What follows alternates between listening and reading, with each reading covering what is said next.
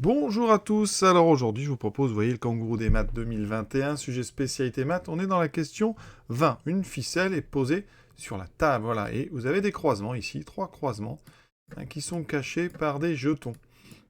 Et sous chaque jeton, les brins peuvent se croiser de façon équiprobable, vous voyez. Donc soit un qui est sur l'autre, soit l'autre qui est sur un. Quelle est la probabilité qu'un nœud se forme en tirant sur les deux extrémités? Alors là, c'est une question encore une fois de rapidité, il va falloir faire plein de dessins.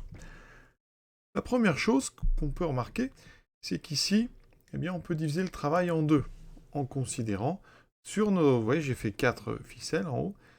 Eh bien, je vais considérer ici qu'on est dans cette position-là. Vous voyez que c'est celui-ci là qui est au-dessus. Donc, je vais dessiner comme ça. Voilà.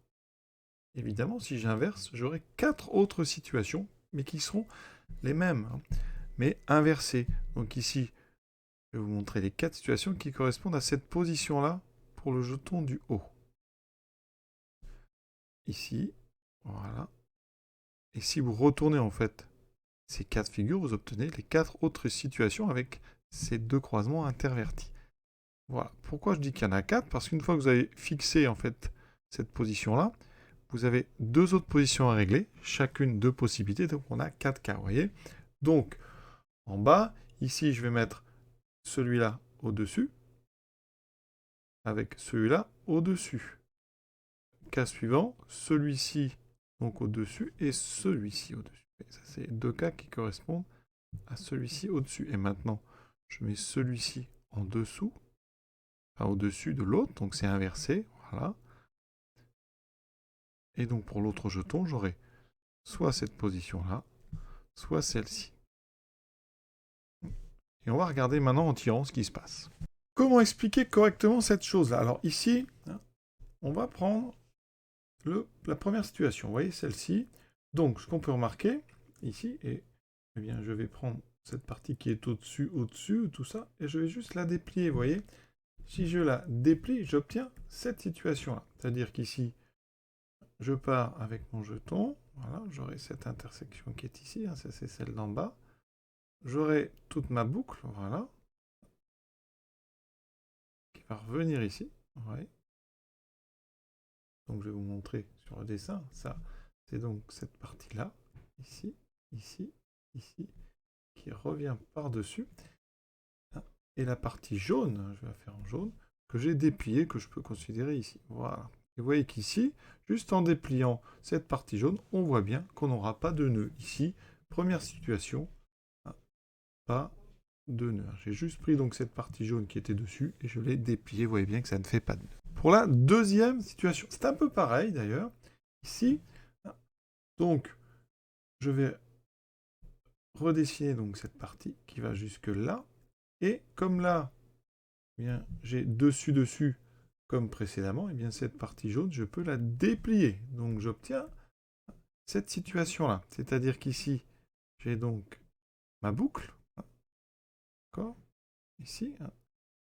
Elle va revenir ici, par contre, par dessous. Voilà. Donc ça, c'est la partie bleue. Et la partie jaune que j'ai dépliée, on va la trouver ici. Et donc ici encore, on voit bien qu'on n'aura pas de nœud. Troisième cas, ici, c'est cette partie-là. Ici, on est dessous. Donc je peux aussi prendre cette partie et la déplacer. Alors je vais la mettre juste ici, vous voyez, donc je vais la mettre en jaune. Voilà. Donc ça, c'est cette partie jaune que j'ai dépliée jusque cet endroit ici. Le reste, je vais le redessiner sans y toucher. Donc j'ai tout ça, voilà, que je vais redessiner jusque là. Ça me donne ceci. Alors le reste, je le fais en blanc pour que vous le voyez bien. Donc ici, on est passé par-dessus. Donc après, je repars comme ceci. D'accord? Tout a été déplié. Donc voilà. Et là, on part. Donc vous voyez, on ressort par-dessous. Ceci, c'est cela. D'accord? Donc vous voyez bien qu'ici, encore une fois, pas de nœud. Dernière situation ici. Et bien là, clairement, on a obligatoirement un nœud. Pourquoi? Parce qu'ici, on passe dessus. Ensuite, on va passer dessous. Et là, on repasse par-dessus.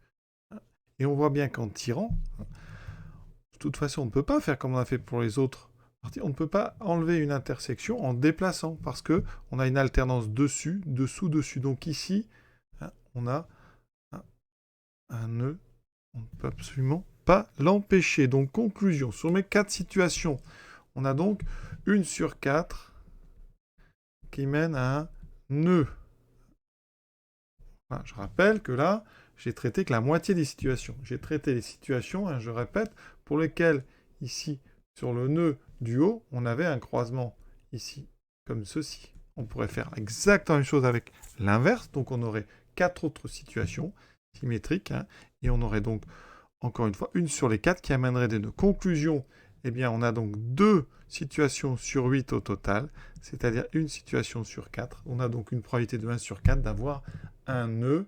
C'est donc ici la réponse ici B. Voilà pour les explications. J'espère avoir été clair. C'était pas si simple que ça à expliquer. Je vous souhaite une bonne fin de journée. La 21e question pour ceux que ça intéresse. La voici. Je vous souhaite une bonne fin de journée à tous et à très bientôt.